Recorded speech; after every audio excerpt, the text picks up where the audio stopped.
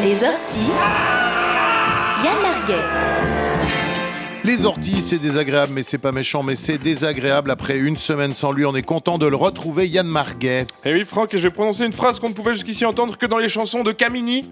Spéciale dédicace à mes gars de France 3 Midi-Pyrénées, qui la semaine dernière ont publié une réaction aux commentaires de haine postée sur leur page Facebook suite à un article sur l'arrivée de migrants à Toulouse. Un véritable coup de faune sous les burnes en ces temps de nationalisme glaçant qui m'a donné envie de flageller cette semaine les anti-migrants. Définition.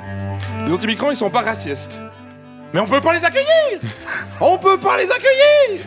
Les anti-migrants, ils ont peur que les étrangers nous volent nos boulots et nos allocs. Ça marche. Il y a un truc qui marche pas. Les anti-migrants, ils disent après les migrants, ils arrivent, ils veulent lever le jambon. Bon. Et puis après quoi alors? Les anti-migrants, ils sont graphistes à Béziers. Ils sont maires à Béziers aussi. Les anti-migrants, une fois au Maroc, ils avaient vu un arabe. Il avait dit Allah Akbar. Ouais. Moi, je l'ai vu. Hein. Les anti-migrants, c'est une arme, madame, contre la bien-pensance et le monde des bisounours. Les anti-migrants, s'ils n'ont pas parlé des réfugiés dès le début du repas, c'est qu'ils le gardent pour le dessert. Mais les anti-migrants, quand on en tient un bon, ça vaut la peine d'attendre jusque-là. Ted Robert, qu'est-ce que t'as contre les étrangers? Un spray.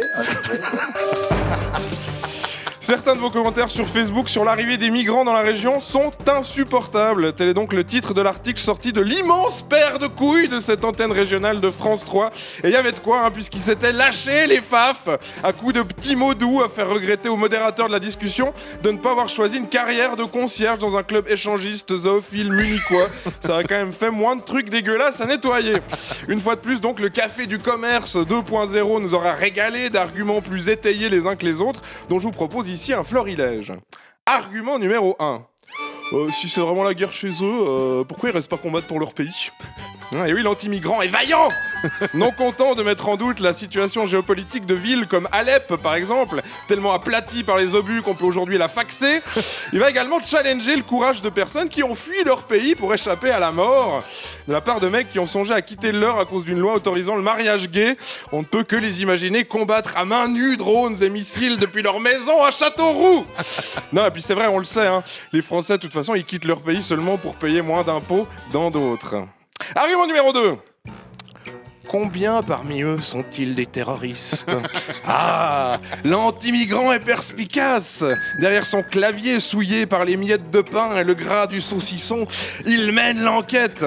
Et à force de ne pas lire les journaux et de se documenter exclusivement sur des sites d'information qui contournent la pensée unique, eh bien, il a compris le plan des djihadistes. Bon, Saïd, ta mission, si tu l'acceptais, est la suivante. En sortant du immeuble, tu vas marcher 1800 km pour atteindre la côte turque. Une fois là-bas, tu prendras un bateau qui a 9 chances sur 10 de couler avec 300 personnes dessus.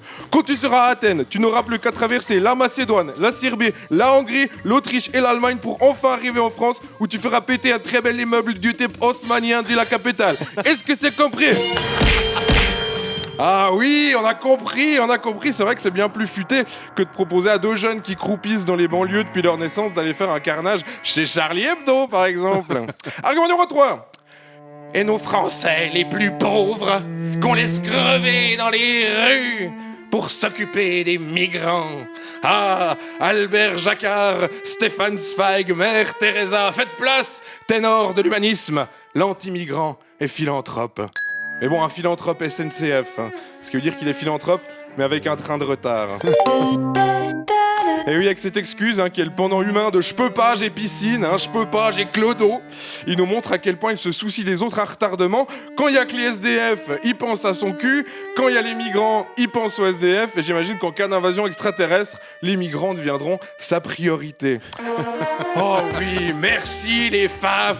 Merci de continuer à haïr. Merci de continuer à essayer de nous faire croire que vous n'êtes pas racistes. Merci de penser que vous êtes mieux parce que vous êtes nés au bon endroit. Merci de dire qu'on n'a rien à offrir aux plus démunis. C'est comme ça qu'on avance. Et surtout, merci de traiter le service public comme France Télévisions ou la RTS de gauchos, bobos, bien pensants. Si c'est comme ça que vous appelez l'empathie et le respect des gens qui morflent, ça nous va très bien.